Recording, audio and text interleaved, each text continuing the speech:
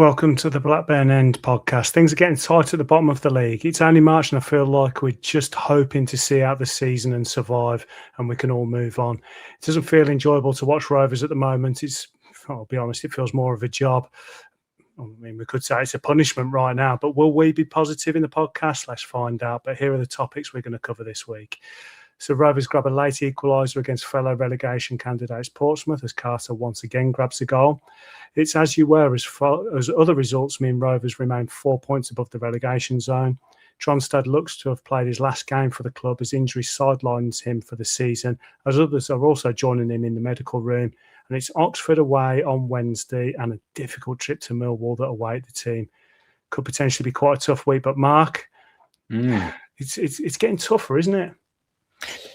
Yeah, I think I'd said last week, maybe even the week before, we were having a good run. I was obviously hopeful, we were positive, but I was still, back in my mind, we've been here before and we know these things are bumpy.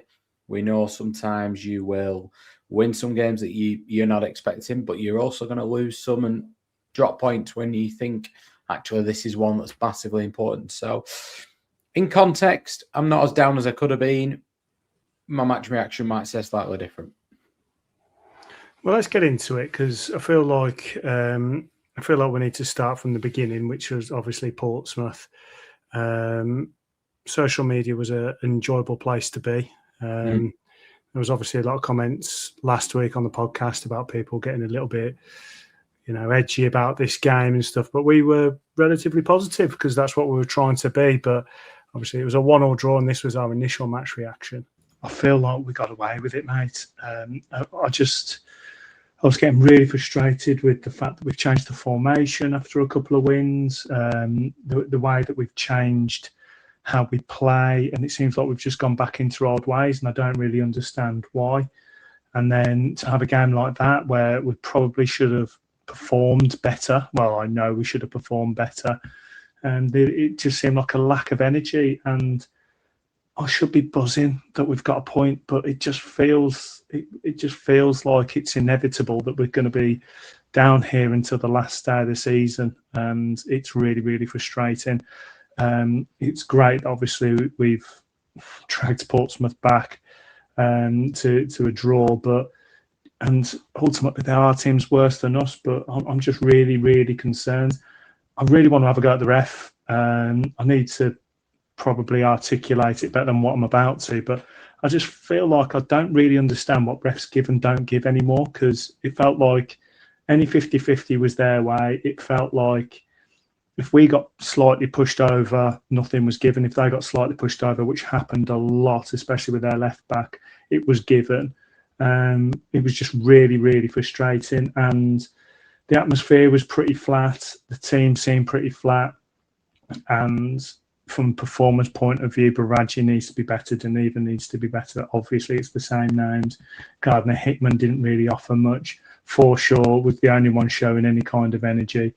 I just hope that the future of this club is that we start to build around a little bit more experience, because I can just see that whenever Forshaw's on the ball, I feel a lot more comfortable when it's others. But yeah, there's a lot to break down. I could talk for half hour just moaning and whinging, but yeah, I'll wait till Monday to do that.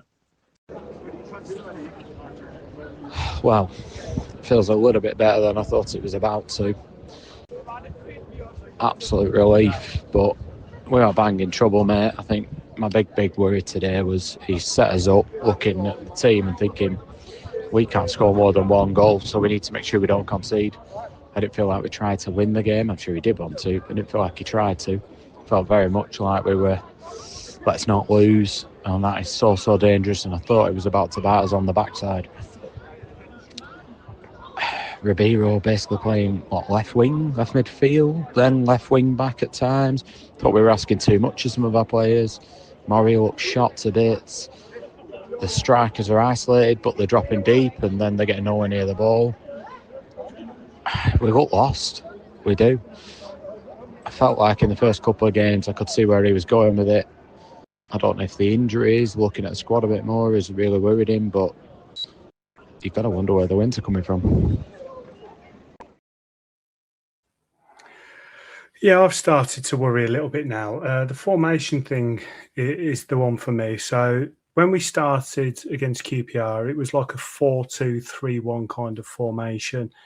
And we was spraying the ball around, we was trying something creative. It seemed to really work. And then we go a little bit more solid against Preston. I could see why, and we get a result there. But then since then, we've gone to the 3-4-2-1 kind of 5 at the back, but with wing backs and stuff. And it just doesn't seem to be working. And I don't know, we just seem to have gone back a step into the Ismail era. Do you get the same feeling? Yeah, I thought it had shades of that. I thought even his subs, he didn't really change anything in terms of tactically. I thought it was very much, I'll just change almost like for like. I listened to his interview in depth before the game, and he was talking, it worried me if I'm being honest, and he was talking a lot about how we needed championship experience, all the things that we've probably said, but somebody from inside the club in a big position was saying it, saying that we don't have players with championship experience that you need at times. Talking about gambling with players' fitness, presuming means Forshaw, Carter. And he talked about us being solid defensively, but not being too worried about us creating chances and things. But then I watched you look at his lineup and I watched the way he set us up. And I think he went into that game thinking, do you know what, we cannot lose this. Portsmouth are going to get out of reach or whatever. And it wasn't quite like the Sheffield Wednesday one that time, where actually if we got a draw, it was enough to keep them too far away from us. But it did have this feeling of, I'm sure he wanted to win. I'm sure he thought, we might grab a goal, we'll get an opportunity, and Hashi we'll obviously talk about. But it very much had this feeling of, we cannot lose this. And I think that's the way he's approaching the final games. And I'm worried about that because, it can bite you on the backside like he very nearly did. But I think he must be basing that on what he's seen on the training ground. And that's what's worrying me in some ways more than what I'm seeing on the pitch. Yeah, he's going to see way more of this team than what we have done in regards to the training. But from a team performance point of view, it seems to be back to form. Ohashi missing chances, team relying on the same players. There's other players that aren't necessarily performing or coming up to a standard that we need.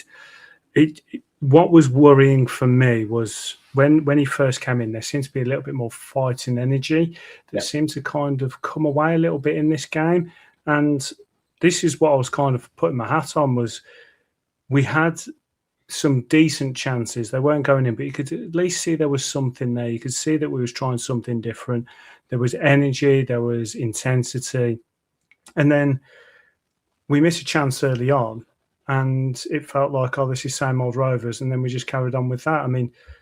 Ohashi does need to do better with that chance. We know he does. But it just seemed like everyone just went flat again. And it was like just watching the same Ismail Rovers that we'd had before. I think tactically it was a mess. I look at that one and then the Bristol City game, and we were talking against Bristol City how, I know Tronstad obviously, subsequently it turns out he had an ACL injury at the time, but him and Montgomery were all over the place, and they had loads of space in that number 6, in between the line of our defence and midfield. He rectified that on Saturday, but then we had a massive gap between the midfield and the attack. So Jurgensen's coming so deep, you want him on the shoulder, or Hashi's doing the same. Marishta's almost playing central midfield at times when we don't have the ball, but then wanting him to give us the width, and he's the only outlet. It's like Ali Bios, who's either been told or forgotten how to cross the halfway line. He did it once. We should have had a penalty. You look at the other side, and Ribeiro was almost being asked to be a full-back when we were defending, and when he's with the ball, asking him to be a left winger. Now, I think he's arguably the worst of our full-backs on the ball and going forward. It was just all very strange. I thought we were asking too much of people. Marishta's been full of energy since he's been at the club, and he looks, he's our most creative player and he's our most productive player, but he looks shot to bits after 20 minutes of a game. And I just can't see how we're playing to people's strengths. I think we've gone from the sublime to the ridiculous. We used to put too many crosses in, poor ones. Now we're not putting any in. There's the one with Ohashi, and then I can't really remember another until Alibiosu did. I think Good Johnson's obviously been subsequently injured, but he wasn't before the game, and I'm looking at it. My only thing I can sort of think when I look at the team is he trying, and he referenced this in his pre-game, is he trying to look at the 3 games as a whole and saying, right, we cannot play X intensity and this way for 3 games in a week. So what we're going to do is play this way, which is a bit more conservative of our energy, maybe nick a goal. If we can keep clean sheets in 2 out of the 3, we've got a chance. Maybe then I'm going to rotate Ohashi, Jurgensen and Johnson will play 2 out of the 3. But if he's done that, I'm sorry, you've got to take each game as it comes. Portsmouth at home, it didn't feel like we were throwing everything at that one game is what I'm trying to get at. And and this is a team as well that you can't gift them points. No. So like Preston, for example, if they get 3 points against us, it's not a double, it's not the classic 6-pointer. Whereas this game, if you're gifting them points as well, then you're in a situation. There'd have been 2 games away from us. And I think that's what was in his mind. I think he was making sure they were still within touching distance. And I understand the argument for that. But the lack of intensity I couldn't get on board with. The lack of hunger, almost. Belief, certainly. Energy, certainly, again. And if that was his plan, well, it's bitten him right on the rear because Good Johnson's now could be out for weeks. So now you never know what's going to happen in a game. So he talked about, I'm going to take gambles, we need to get points. And it didn't feel like that came to fruition. Obviously, the points didn't. But he's taking people off at certain times. Forshaw comes off and you're thinking, it's a bit of a precarious time to bring him off. There was a lot that worried me. There was a lot of lack of tactical cohesion. There was a lack of everything that's actually even been positive so far this season. It really worried me in so many ways. Yeah, I was quite concerned watching this game a little bit more than others. The Derby game, I could kind of understand kind of how the game went and the fact that they had more quality. But this is a team that shouldn't have more quality than what we've got. We're at home. They've come a long way. It was, a midday kickoff that makes it that little bit more difficult for them. And once again, we're talking about things that should have been going into our favour and just weren't. And we're talking about missed chances all the time. And I don't want to keep going on about missed chances necessarily because we haven't got the quality to take a high percentage of chances, so you are going to miss them. At the end of the day, if you're scoring every single chance, those players aren't going to be with you for very long. But some of these, they're like, you've got to take 1 or 2 here or there. And every single game, like we look at the Derby game, we miss a key chance that was a glaring opportunity. And that would have gone 2-0 and completely changed the face of the game. We go and lose 3-1. This one, we obviously miss a chance early on, which would have completely changed the face of the game, and other opportunities as well that we just weren't getting. It's key moments in the last few games that just haven't gone our way, and it's the reaction that I haven't liked to this weekend, because, like we said, there was a little bit of bite about us, and I liked it, and that went. And I now need to see a bounce for the next 2 games, or else I'm going to be hugely concerned. We've got away with it this time. To get that goal at the end, I'm not sure how much we necessarily deserved it, because I do think we should have had a penalty, and we'll get on to that. And I do think there was a few opportunities that maybe should have gone our way. But there was a time at the end where I thought, if we get a goal here, I don't think we're going to deserve it. And we did. And then other results kind of equal ours. And I thought, you've got away with it this weekend. Yeah, and we're not going to keep getting away with it. I think you're right to point to the chances because, and I think you summed it up perfectly, somebody like a Yuki Ohashi is probably going to score 3 out of 10. But when we're playing the way we are and we're creating as little as we are, you've got to take them in. It really heightens the focus. I mean, I'll go back again to O'Neill's pre-match interview. I urge people to watch it on Rovers TV. What he said was, we can't, and I understand this, we can't get on the training ground between Portsmouth to Oxford to Millwall. So we've done a lot of work this week where we've had a free week on a way of playing for the week. So I know they're travelling down to Oxford. I think they go tomorrow, but then they're staying down there for the Millwall game. So what are they going to be in a hotel? They might borrow someone's training ground for a bit of a stretch of your legs. They're not doing any tactical work other than in the analysis. So the work against your opposition is going to be very little. So we're going to set up the same. So what needs to change? You have to take those chances. If you're going to play a way that's basically saying, listen, we're going to keep it tight and the odd goal is going to decide a game. Great, Hayden Carter's popped up again. We've been lacking that for 4 years. We've been talking about numbers of goals coming from around the pitch. But he can't be the only bloody source. You know, your strikers have to pop up, and we were relying on Gudjonsson for a period of time. They've dried up a little bit. Jurgensen can seemingly only play one way, which is on the counter-attack, on the shoulder. Otherwise, he's basically anonymous. And Ohashi almost does too much work sometimes. Yeah, Hashi's gone back to what we thought he was, which is someone that is a ball of energy. I mean, he spends so much time on the floor. It's really irritating. Yes. He needs to find some strength, because I do think that's why we didn't get the penalty. I think that they probably just thought he was far too easy going down. He's always like it. So, he's against it straight away. Yeah. But he needs to find some strength. Marista, I can tell... I found it quite ironic when he was moaning about a player diving, by the way. It was quite ironic after his Derby escapades. But you can tell that sometimes he's trying probably a little bit too much when he wants to release the ball, and he looks up and players aren't necessarily there. Forshaw, again, showing why we need experience. He was all over. He was getting into people's faces. He was doing a lot of the dog work. And like I said last week, all due respect to him, if we're relying on Adam Forshaw to be the one giving us energy and passion in the middle of the pitch, then it just shows how bad our recruitment's been. But I want to get to Taylor Gardner-Hitman. You're not exactly his number one fan. What did you think of his performance? It was a performance of a player who's not played very much football. It was a performance of a player who has been plucked out of obscurity almost and put to start a game. There was lots of chasing shadows and energy. But I've yet to see anything else from him really all season. He had a couple of shots that were nowhere near. It was a typical Gardner-Hitman performance. But I have every sympathy for him, because I thought he was being asked to do a job that he can't really do. And he's not played much football.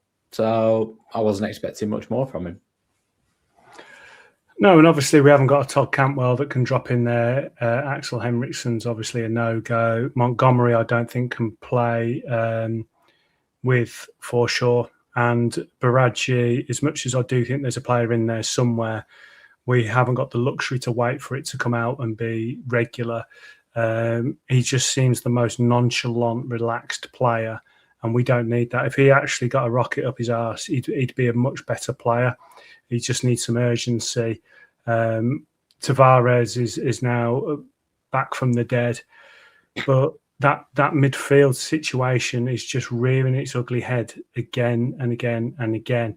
And that's why we probably need to change the formation a little bit to try and get around that. And I can't see what the best option is. No, I actually think that's why he's playing three at the back. Ordinarily, you play three at the back if you're not convinced about your centre halves. I think it's because he's not convinced about what's in front of them, and too much is going to come right at them. But I would definitely get three bodies in the middle of the park. It turns out he's now injured, but I would probably have sat Montgomery alongside Forshaw. I think if you sit them both, that's okay. I think it releases Alibiosu, so then you can have the four at the back again. You could play Cashin as that left back. That's not a problem. I think you're solid then. I think we need to get some width and some pace into the team. We severely lack it. You could play Marista as a 10 if you want. You could play two up front if you want. I just think we need to get some pace. I actually thought Deneva did okay when he came on. I thought he looked the most promising he has for a while. But, it's in comparison to his previous performances. But it's all relative, isn't it? I've got to be honest. Afolayan must be some dog mess of a footballer if he sat on the bench and not going to sniff when we were creating zero. Well, this is the thing. It's look what they're doing, not what they're saying. And when you have got players on the bench that aren't playing, I think it is saying quite a lot. I was actually wondering about what O'Neill was going to do going forward with this team after seeing those 2 wins happen. And I'm really shocked it's gone the way it's gone, because I thought Afolayan was going to be a player that he would really go for.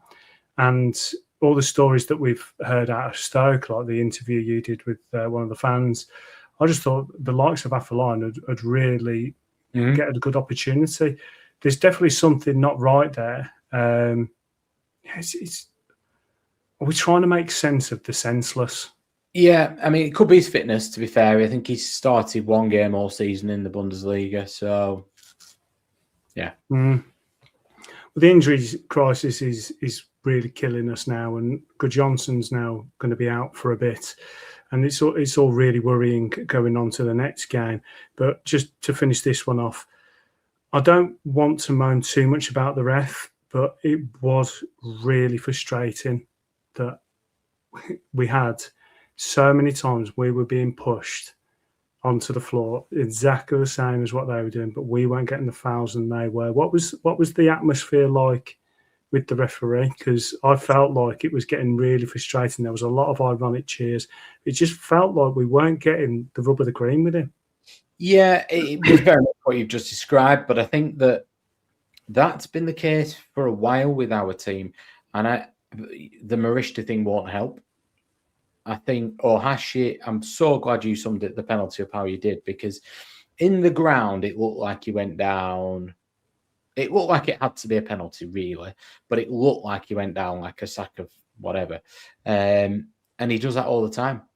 And the problem, I think, all the time with Ohashi, I think his cards are marked before the game starts. I think they've seen him before and they think, if I'm not 100% convinced, you're not having it. And I think he suffers from that now. I think he actually gets some quite bad tackles on him at times as well. But you reap what you sow. I think that Marishta, there was a point where he got bundled off the ball and it was so weak.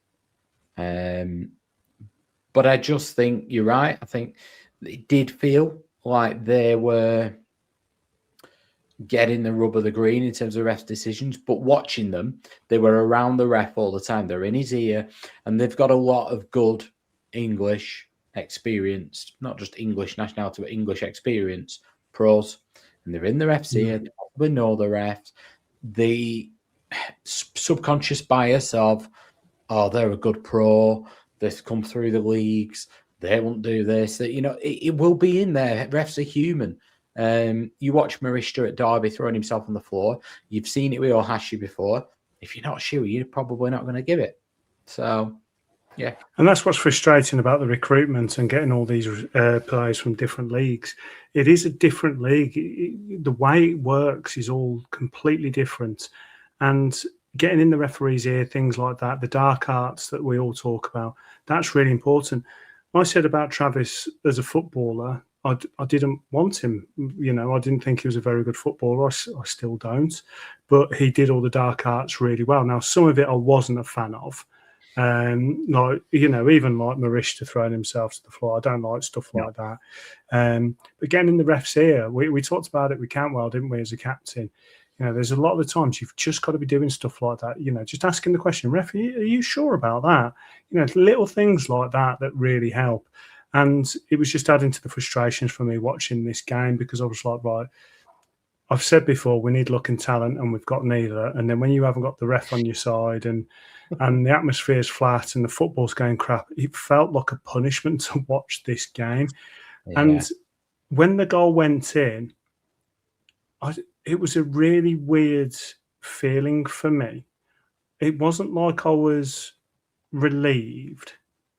I don't know, it felt wrong. It felt wrong because I felt like I was ready for us to lose and move on. I don't think we necessarily deserved the draw in the end. How was your feeling at the end? At the end, it was relief. It was pure relief because I couldn't see it coming. When they scored, it was more I didn't necessarily feel like it was coming, but it felt very much that's kind of what you get if you play the way we have. It felt inevitable for me. I can't get on board, no matter. I've tried to reason why he might have done it and what I think his rationale is, but I can't get on board with a team who are in and around you and you're both struggling, coming all the way to your patch, 12:30 kickoff, all the things you said, and allowing them to dominate the game, letting them get a foothold, letting them get confidence. I'll be honest, by about 30 minutes in, you could see the swagger on them and they thought, we're better than these. And I felt like we gave them the opportunity to do that. I thought we didn't just sit off them. I thought if Middlesbrough come to town, I expect us to play in the counter-attack right now. And I think Middlesbrough probably expect to dominate the ball a little bit. Portsmouth are a decent footballing team, but I think we almost showed them too much respect, and that gave them a bit of a, oh, wow, they fancy us here. Right, okay. And they had a bit of a swagger about them, and I thought it was relatively comfortable for them at times in the game, albeit they didn't carve us open. And I can't get on board with that. I really can't. In a game that you really need to win, you want to be getting the crowd behind you. You want high energy. You want to get some crosses in, get down the line, get some tackles in. There was none of it. It was worrying for the first time, really, that I felt like we were really, really flat. And I could almost smell a bit of fear. And that's why at the end of it, I felt like we robbed them a little bit, because I felt like the performance was that poor, really. And it's not necessarily that the performance was poor. I was just really disappointed in us. I was really disappointed about the whole day, just everything about it. But I was just really disappointed. So when the goal went in, my first instinct was, we don't deserve this. And there was obviously relief, and I was obviously chuffed that we got a point, and it makes life easier going forward. And I don't want us to go down. But I just felt like we didn't deserve it, and I felt like I was just disappointed about the whole match from start to finish.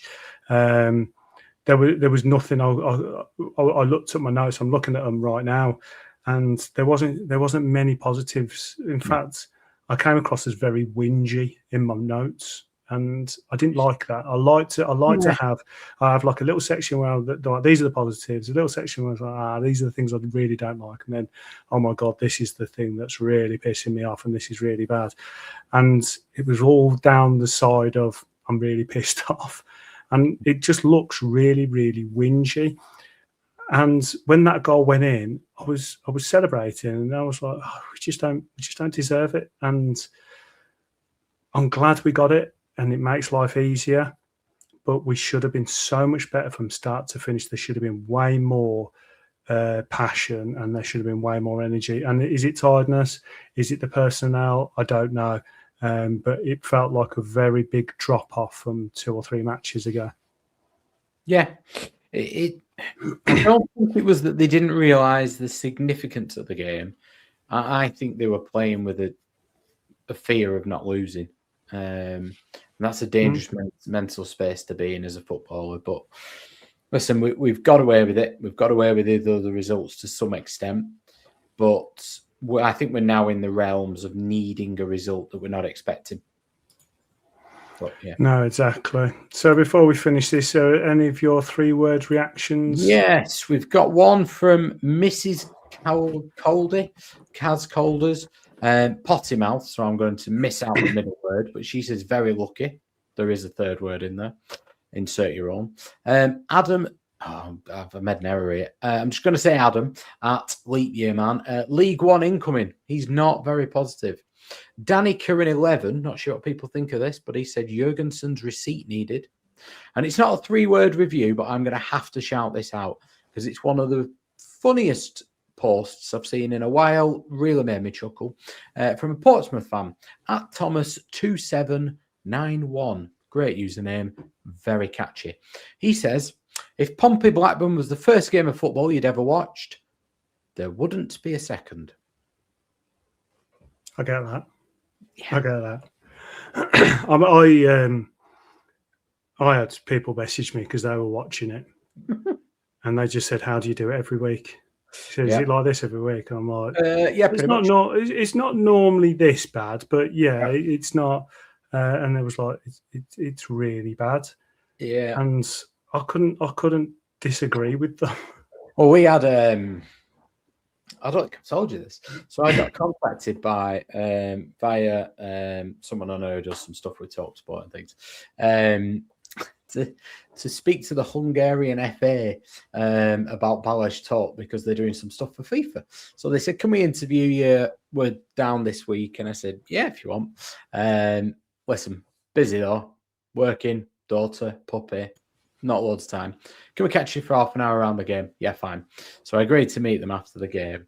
And they said to me, I almost felt like apologising for the game though. Unlucky with the deflection. Obviously, they were focusing on Talk. I was like, yeah. Good point in the end. I was like, yeah, I suppose. But they'd asked me before. I'm like, what sort of things should we go and see in Blackburn? What kind of things do people do afterwards? I was like, go home. Yeah, Fox and Ham. Yeah, it was an interesting one. Yeah. I mean, it reminds me, we didn't talk about the goal being deflected, but I think it was an unlucky goal when anything's deflected. But I think it was just inevitable that something like that was going to happen. But anyway, let's move on. So we move on to the Oxford game. And before we obviously go on, they did have absolutely horrendous news coming out of the Oxford Academy with Amelia Applin, the 15-year-old goalkeeper who sadly died and collapsed in the game. And I think, obviously, we've both got kids. Being a coach as well, I actually know the coaches in the academy, and they've told me all about it. It's absolutely awful news.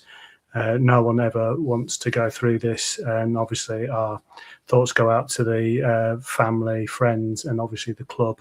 But yeah, we move on to the Oxford game, and it's going to be a very difficult one. It's midweek. It's not an easy place to go to. It's not like we go there and do a lot. But we're in the realms of now just getting points, aren't we, here? Yeah. Not really bothered how we get the points. Not really bothered if we play exactly the same way. And Hayden Carter scuffs one. Well, he didn't scuff one in, but scuffs one in. Couldn't care less. I think you're absolutely bang on to raise that about the academy player. I think, listen, football does pale into significance a little bit. I think they'll probably do a minute's silence. I'm sure that'll be respected. But in terms of the game itself, I have no expectations going there. I think it's as tough a place as we could be going right now. They're banging form. I talk a lot about the championships, about form, not necessarily league position. Yes, the two tend to coincide. Oxford have had a real upturn. They've now gone from almost being, well, there's only one space left in the relegation zone. People are looking at to, I think they've got more momentum than us, more form than us. Are they more likely to stay up than us right now? Possibly. We're going to go there and we're going to try not to concede again. And that worries me. That's a concern. Because if they go and score within the first 10 minutes because they're absolutely flying at the moment, what do we do then? Because I don't see we've got the people to change the way. And I think if you set players up with a mindset of, right, we're going to be hard to beat, we're going to be this, we're going to be that, that's all well and good. I can get on board with that. 78 minutes or whatever, you can kind of go, oh, yeah, but you know what? We're away from home. We're doing a real good job. Let's dig in. Let's do this. Let's do that. We'll work on set pieces. But that falls to absolute shit if you concede early. And they are, they're not somebody that we've done well against. I mean, we beat them in League One. I'm just looking now. I've just had a quick look at that because I did just say it was a difficult place for us to go. Actually, we've had some decent results there. I just meant it's a difficult place to go. Yeah. Last time we went there, we lost 1-0. Yeah. And we've had decent results against Oxford. I think what I should have said was it's going to be a difficult place to go. Yeah. Yeah. And I think most teams find it difficult there. Todd Cantwell may well feature. I believe he's in with contention. I know it's hard to believe. It is a midweek away game. Quite a trek as well. Interestingly, both played 36 games, both scored 34. We've conceded 47, they've conceded 48. They have less ball possession than us. Interesting. But listen, their form's better than ours. Marginally. I mean, they've just got a couple of wins, haven't they? And when you bounce, but we did, and look what's happened to us since our 2 wins. Exactly. So there is a positive side. Let's talk a positive side, Mark. Yeah, we had 2 wins and we fell away. They've had 2 wins. It doesn't mean anything, does it? Let's be positive. It doesn't. And then when this is what I was going to get into, really, you look at the teams they've beaten. I mean, they've drawn with Middlesbrough. They've lost away at Stoke, who are not great at the moment. They have beaten West Brom at home. Well, if you're not beating West Brom at home right now, you're going down. And they've just beaten Preston. And Preston, we saw, they're not great. They're pretty poor. And they're on poor form. So it's not like I'm saying that they're on fire comparatively for their season. But they're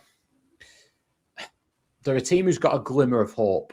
So they're going to be bang up for this. Their fans are going to be going, right, this is really well now. They're a team in and around us. We go and win this. We give ourselves a right chance. We have to go and we have to make sure that first 15 minutes we do not concede. I think we need to grow into the game. I think we need to get Jurgensen on the shoulder. Just clip a couple. It might be old-fashioned. Clip a couple over the defenders. Let him stretch them. Otherwise, they're going to get right up the pitch. They're going to be on top of us. If we stretch that play and just sort of ping a couple over the top and say, listen, he's a threat in behind. He's quick. They might never have seen him before. They might think he is. They might have just watched the QPR highlights and think, oh, my God, this guy's don't give him half a chance. He's a goal machine. You never know your luck. But I'd like to see us bring Ali Biosu into the game a bit more. I think he's been quiet, bordering on poor since his return. But I also think he's to get over the halfway line. It's like he's been told, don't do that. So I'd like to see us utilising him a bit more. I would like to see 4 at the back, but we're not going to. We're going to see 3 at the back. We're going to see a very similar team that started the last game. I think he probably would have brought Good Johnson in. But obviously, for those who don't know, he left the ground in a boot on Saturday. He's had an X-ray, it's clear. But his foot is swollen twice the size and he's having scans and they think he could be out for a period of time with ligament injuries. Montgomery can't come in for Forshaw because he's got a hamstring injury and could be out for 2 games. Cantwell could be back in. O'Riordan has disappeared off the face of the earth because he got a thigh injury. Those asking about Axel Henriksen, saying he must be terrible. He's got a knee injury, so he's out for a period of time as well. So we're at the bare bones. So do you go Afolayan and go, right, let's have 2 wingers and we're going to go play on the counter? I think there's a case for this. I would like to see us going 4-3-3. I'd like to see Forshaw sitting, put Murray in the middle. I'd like to see Afolayan on one side, and I'd probably put Deneva, if I'm being honest, on the other side. And I'd go with Jurgensen and just say, right, we're going to play on the counter. Not absolutely fine with that, but we're going to have the rest of them are sitting in. We've got some bit of strength in the midfield, bit of tenacity, but a bit of solidity, and build from there. I think you've got enough if you're doing that. You've got enough to cover across for Ali Biosu to get forward, and you've actually got a goal threat going the other way, because my worry is what happened on Saturday was we had such a big gap between our midfield and their attack. Our attack started dropping deeper. We were penned in. They weren't needing to do much to pen us in. And if we start doing that and Oxford get on top of us, the crowd get goal, 3 sides of their crowd get going, it could be an uncomfortable evening. What I want to do, I'm going to put Sky on. I'm going to put the dog to bed, put Sky on. And what I want to see is an early goal from us and a bit of passion and fight and looking like we really, really know this is a big game. Yeah, I want to see us shock them a little bit, do something a bit different. I make them feel like they're unprepared, because that's been the trouble for me when we sit back, especially against teams in and around us. I don't want them to get comfortable, and this is exactly what happened in the Portsmouth game. Look at Derby, that first half. We shouldn't have been 1-0 up against Derby. They're better than we are right now, but we shot them. We got in their faces. We managed to, obviously we had the ref on our side a little bit in that first half and we got away with a few things. but we shocked them and they didn't like it. And that's what I want to see now. I want to see something a little bit different, a little bit of grit, a little bit of determination. Completely agree. Alabiosu's been completely off it since he came back. But my concern now is going back to the O'Neill comments when he was calling out the quality of the squad. He's now got to rely on the people that he called out. And he's basically said, I think you're all terrible. Oh, God, I need you now. And that's why I didn't like these comments, because now the players are going to be playing scared, nervous and things like that, because they're thinking, well, hang on, this manager now needs me. And he's just told me I'm crap. And that was my concern now, because like we said, Alabiosu and players like that, that we relied on that have come away a little bit, they need an arm around them to get themselves better. They're not the kind that need shouting at. Deneva, exactly what you said. If you scream at him, he looks like he's going to cry. You know, he needs an arm around him. And then we look like the Afro-Lions and so on. So I am concerned that we're now relying on players that O'Neill's already called out for being not very good. But I just want us to go out and shock Oxford, go at them straight away, put them off their stride, make them think something different. If we get a goal, brilliant. I'd like it if obviously we were solid at the back and we wasn't going to be pissing around, passing it around at the back, you know, just get into the second level and keep that solid base. But generally going forward, what we saw at QPR, the nice through balls, what we saw at QPR, I thought, oh, this is a dawn of a new day. We're going to see some nice through balls, something a little bit different, creative, and then suddenly, bang, it stopped. Now, whether it's like an American football kind of play sheet, and they're just like, well, if we play like that for this game, and then we'll come away from it, and then we'll do it again in another few games, and people aren't ready for it. Great, well, let's see it again. But what worked against QPR, we've completely moved away from, and that's what's really got to me. So if we can get into Oxford and do stuff like that, and it, you know, I do think it'll work. Yeah, I think your analogy of the Derby game's a perfect point, because I think we played like that, and that's why I can only lean to him thinking I've got to find a way of playing for the 3 games, and we can't play at that intensity, because he talked after the Derby game about us falling off a cliff after 60 minutes and how we haven't got the depth he talked about was in terms of having to go to the bench. But also, you don't have to be intense the whole game, though, do you? You can just have spells. I mean, for me, you go away to Oxford, the first 15 minutes, what you want to say is, you're in a game here. Then you can dip for a bit. You can say, right, we can sit in this wall block, we can do whatever. There's a way of doing that and being high intensity without mindlessly running everywhere. It doesn't have to be gegenpress. Yeah. You know, Jurgen Klopp doesn't have to be inspiring everybody, but you can still close down with a bit of intensity. I know we're not allowed to use close down anymore. You've got to say press. But I'm just looking at the squad and thinking, I think we'll see a couple of surprises. I don't think we'll see a surprise in the way we play, but I think Campbell will come back in. I think he'll come back in. I think he might rotate a little bit as well. I wouldn't surprise me if Afro-Lion came in, because he's so conspicuous by his absence, isn't he, at the moment? Yeah, I hope you're right. I hope it is a fitness thing, because he did show a few glimpses when we saw him, similar to your Gudjonssons and your Jurgensons. You can see that there's a quality there, and maybe he's just easing him in, but we haven't got the luxury of that now. In fact, well, I say that results have gone our way, like we said. So, you know, we're getting gifts here, and time's being given to us.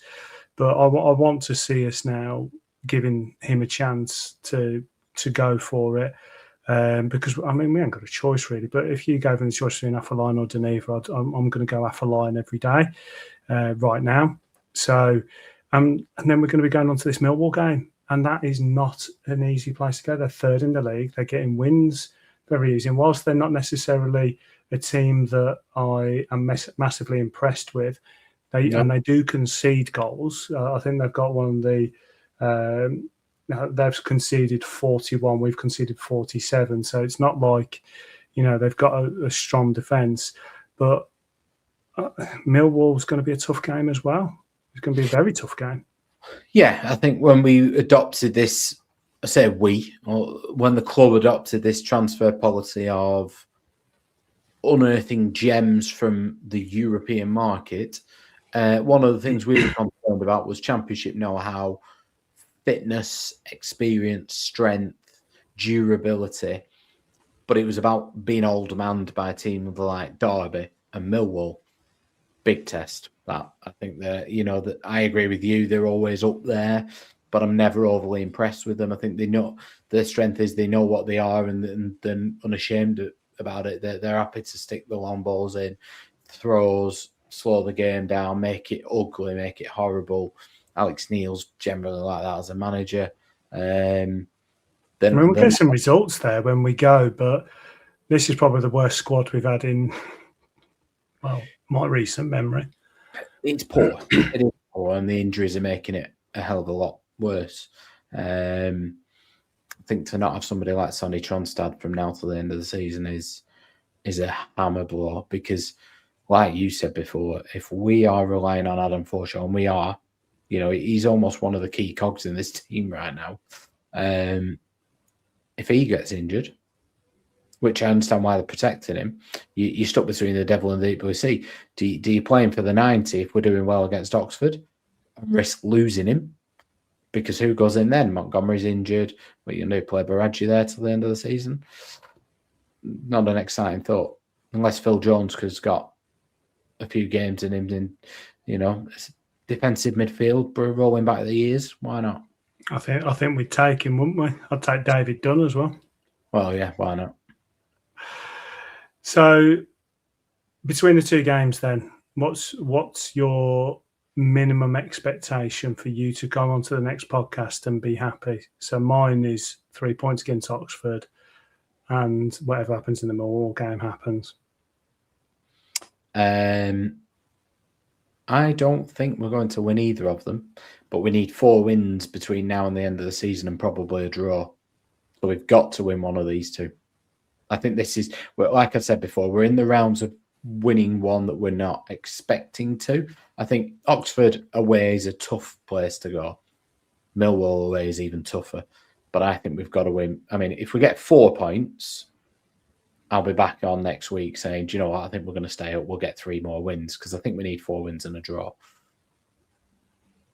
It's another big week. Minimum to be happy. 2 points I could get on board with. But I could see us only getting 1 point at best. But I think we need a win, don't we? We need to win one of them. Yeah, if I'll come on to the next podcast happy if we beat Oxford and we have no fresh injuries. Yeah, after the both games. I think interestingly, if we beat Millwall, we'll be happy because we've got 3 points. But if that meant we lost to Oxford, it might not be the best of outcomes. Yeah, pressure. Yeah. And this is the problem. This is what I'm talking about: getting the right results in the right games.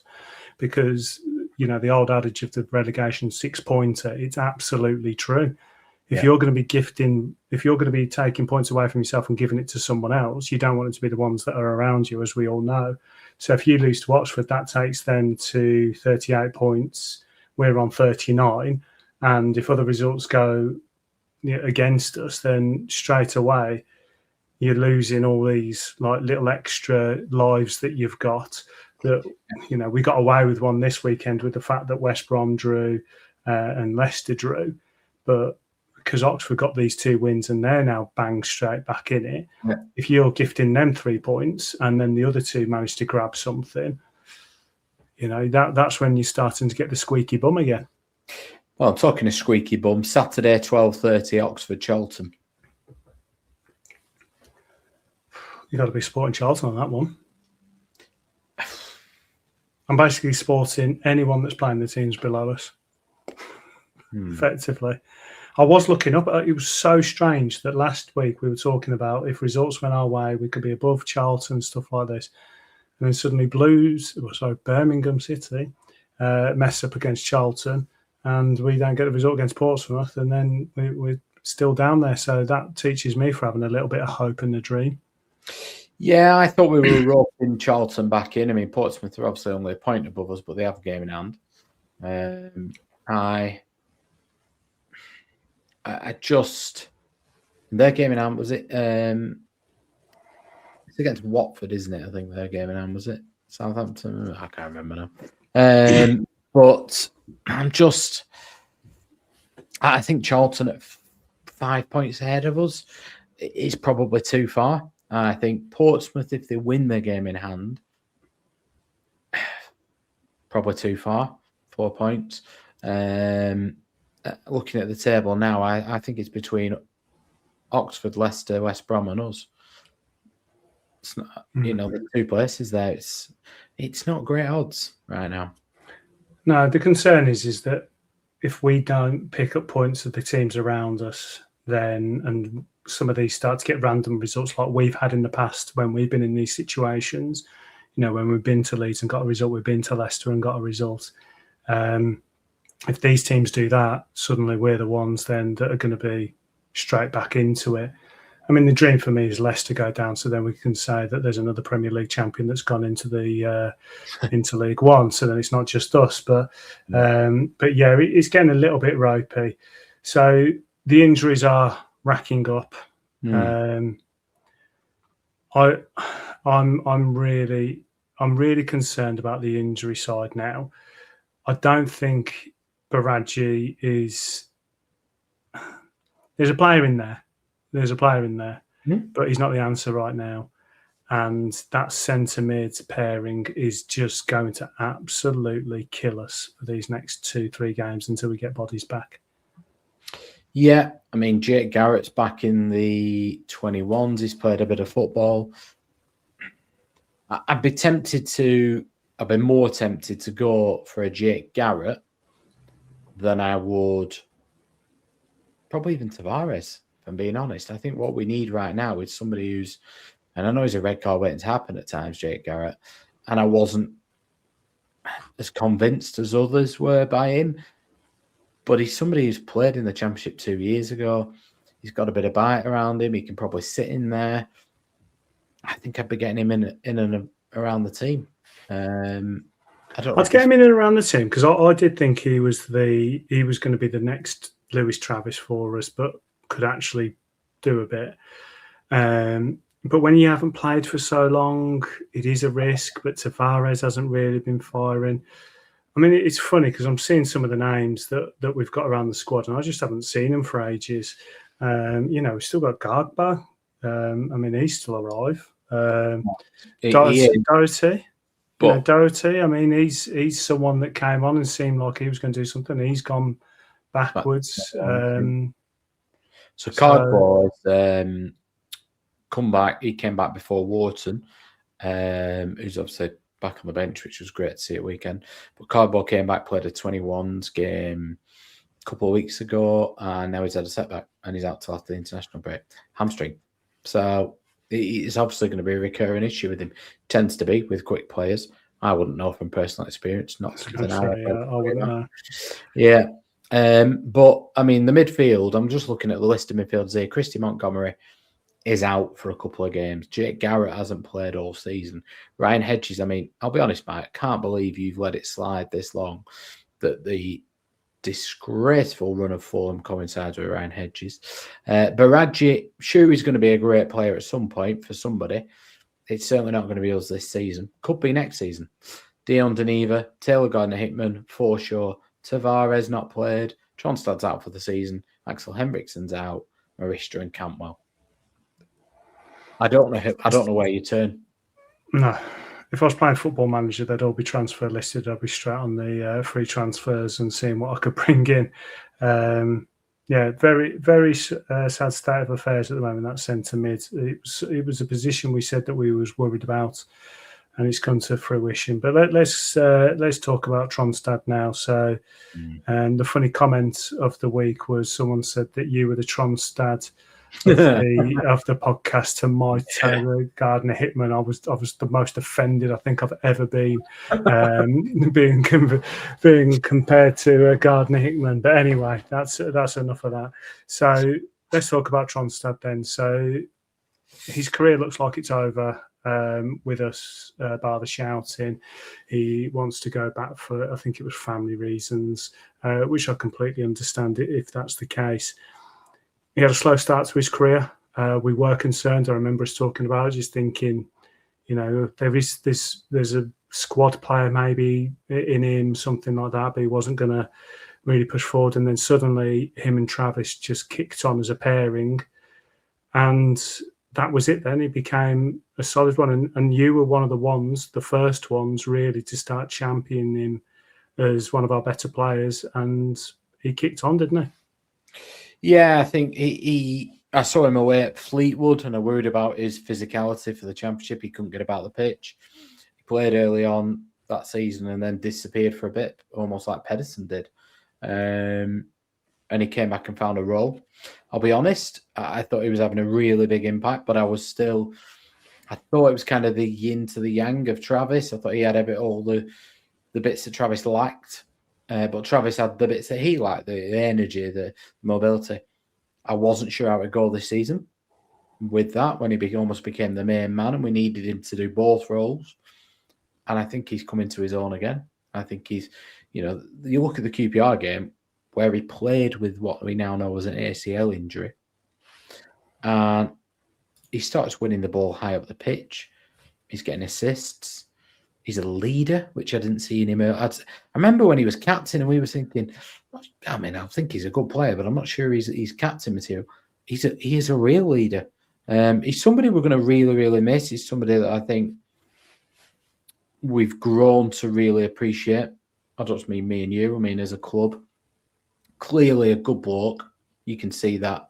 I mean, the comments in his Instagram post, but you can just tell the way people are around him. It's a shame if this is the way it ends. I hope it's not the last we see of him. Certainly not the last we see of him as a person. I hope he makes an appearance on the pitch at the very least or something.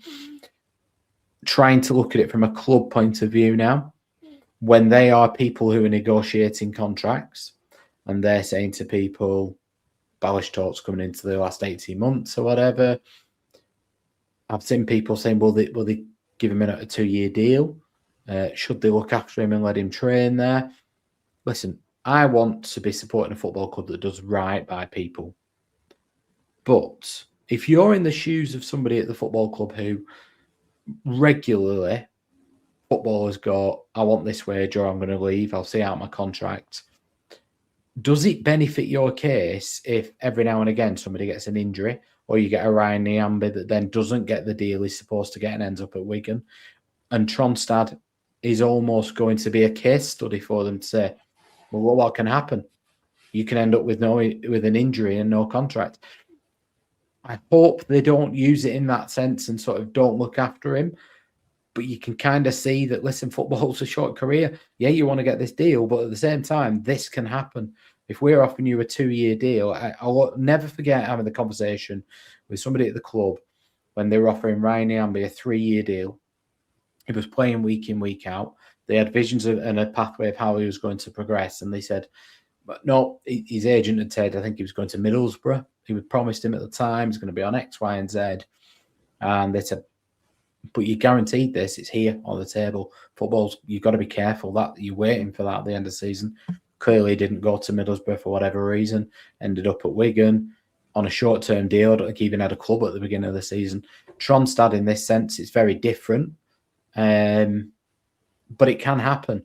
So I don't think it will do the club's negotiating power in some ways, ironically, any harm moving forward. But I just hope they look after him. I mean, ironically, could it mean that this isn't the last we see of him? If they offer him a 2-year deal now on the wages he's on or whatever, is he going to take that? Maybe. It could see his Rovers career prolonged in some weird way, but I doubt it. I think he'll head back. It's just what he's saying is about family reasons, isn't he? And obviously, you never truly know the truth, but you've got to take it as we're being told that it's about family reasons. And if that's the case, absolutely fine. He will find another club, because I think just the kind of player he is, the kind of person he is, he will find another club. But I would like to think exactly what you're saying, that we look after players, because that goes quite far with other players then, because apparently we didn't do right by Vyman, and we're hearing all these things about other players. And I don't want to hear that. I want to hear that we are doing right, like a George Pratt situation where we did right by him. So it would be nice to see.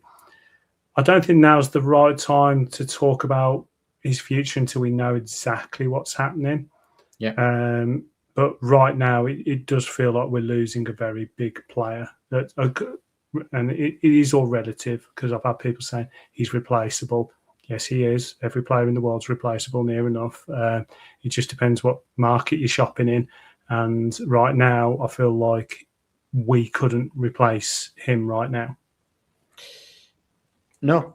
I mean, the closest we've got is Adam Forshaw, and he can't play 3 games a week. They're not players that turn up very often. I mean, we plucked him out of, from our point of view as a fan, relatively nowhere. I'm sure there are other Sondre Tronstads out there.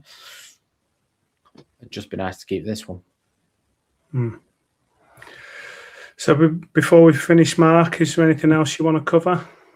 The only thing I was going to cover was Sondre Tronstad's dad. Now, this is random. But Big Frank. Good old Frank, yes, love him. Has a beer shop in Norway, in Kristiansund. I might have pronounced that right. I will find which one it is. I might not be able to find it right now, but I will find it. It's not a beer shop as in like a pub. It is just a random beer shop. But I'd like a bit more than that, Mike. I mean, he's got niche beers. I'll be honest, I'm not that niche a beer. Pint of Guinness, poured well, happy. But I just think this could be one of them random things that, like Rovers fans, just a bit of a pilgrimage every now and again. Turn up at Frank's shop. Hi, Frank. How are you doing? Can I have that beer, please? Glove Sondre. Nice to see you. See you in a bit. Kristiansund, it's called in Norway. I will find it and I'll get it on our Instagram. Big Frank's shop. Let's big it up. Nice one. I think we've talked the games to death. I think it's now the time for the team to push on and give us something different. I think it's going to be a very big week. He's going to tell us how the rest of the season goes. We thought that we said that this bank of games was going to tell us. They've really got to react now, and I really hope we see it. 100%. It's a massive week. Results go the wrong way, we could be really looking in the pap, and then the nerves get a hold. I think injuries, we've got to cross our fingers. Good Johnson's not had his scan yet. Montgomery, they're not quite sure. 2 or 3 others that they're not sure of yet. So hopefully we can get through this, get to the international break and take a big deep breath. But I think we need points. You need to see a bit of action and points. I think the only other thing we need to just quickly go over is, as we record this on Monday night, obviously the under-18s are in the FA Youth Cup quarterfinals against the Dingles tomorrow night, so Tuesday night. I've had a look. You have to buy the tickets. They're only on sale in the Jack Walker Law at the minute, but you have to get them before the game. So I know I've talked to a lot of people and they said, "Oh yeah, I'm going to go." I think people think, "Oh, you can just turn up with your season ticket and you can just go and get them." I'll have a quick look now while I'm on. I know you've got to buy them in advance. You can do it up to kick-off, but you have to buy them in advance. I'm just trying to look how much they are. The website's horrific. As always, they are £5 for an adult, but you have to buy them in advance. You cannot just turn up. Hopefully we get a decent crowd. I remember going when there was 10,000 there, and we had Grant Hanley and Ryan Edwards for centre halves, and we beat them. Be nice. Good for the youngsters, and we have some bloody good youngsters. We talked about Isaac Dunn before. There's Frankie Vare. I think Tyjon will play. There's a number of them. Harvey Higgins will get a mention. Mulky Matthews is too old now, I think. But there's some good young lads there. And the other one that obviously we've talked about before is a good young lad, Leo Duru, has not played at San Diego. He's come back and then he's gone straight back out on loan. Not sure what happened there. He looked like he was going to be a real good one for the future, but it'd be interesting to see that one. I think that he had to, because he couldn't have come back and played, could he? No. So he did need to go back out to get some games. But it's going to be interesting to see what they do with him at the end of the season. But I'm guessing that depends what league we're in. Yeah, you're not wrong. But Mark, we'll call it there. Thank you for being the Tronstad to my Gardner Hickman. I appreciate you joining me. It did make me chuckle. I wanted to stick up for you, but I was laughing. I mean, we all know that's not true, for starters. It made me laugh because this guy was absolutely triggered with me saying about grown men booing. And I don't think he really got what I was saying. Or he did, but he just went off on one in the comments and really had a go at me. And he was like, well, my opinion is that you're Taylor Gardner Hickman to Mark's Tronstad. And I was like, that's pretty hurtful. I mean, I get called a bald bastard and stuff like that, you know, and I'm okay with that. But he actually put thought into this insult. I mean, fair play. I mean, that's one of the top insults I think I've ever had against me. I'll be honest, if someone called me Taylor Gardner Hickman, I'd be offended. So the podcast is now up for sale just on that front because I can't show my face here anymore after that. Oh, any more comparisons are welcome, particularly if they're calling me Tronstad and you Gardner Hickman. They can crack on all day. I mean, I've had a few things at recent games. It's quite funny. Sometimes people talk to you and they assume you know who they are, which is really weird. Somebody told me it was my fault for being too positive at half-time. Sorry. So, yeah, I apologise. No. The funny thing is we say things on here. Sometimes it's tongue-in-cheek. Sometimes it's a flippant comment. Sometimes you're not really necessarily thinking about what you're saying, because I don't know if people watching on YouTube, you might see us, we're looking away at different things. So I've got like screens here with information on, and then you might say something and I might say something back and I think, hang on, has he actually said what I thought he said? And you're trying to multitask because we're not professional. And then we put it out there and then people will call us out on that. And you're like, well, actually, I'd muted my mic because I was coughing or having a drink and I didn't really hear him properly. And I've made the comment and then suddenly that's out there and people think it's so, yeah, it is funny though. But anyway, we'll leave it there, Mark. But thanks for joining me. No worries, bud. Thank you very much. And we'll be back next week regardless. Yeah, we will be back next week, hopefully with some points in the bag. But again, put your comments down below what you've thought about the previous couple of games. What do you think about O'Neill so far? Obviously, it started well. It's gone downhill. People are questioning him. Are we right in some of the comments we've made? Do you agree, disagree? Just put everything down below, and we do read it. We do try and react and start conversations. It is a nice little section that we've got there. And obviously, like, subscribe, share, do all the good stuff. But until then, have a good one. No, they never, no more, 'cause I'm still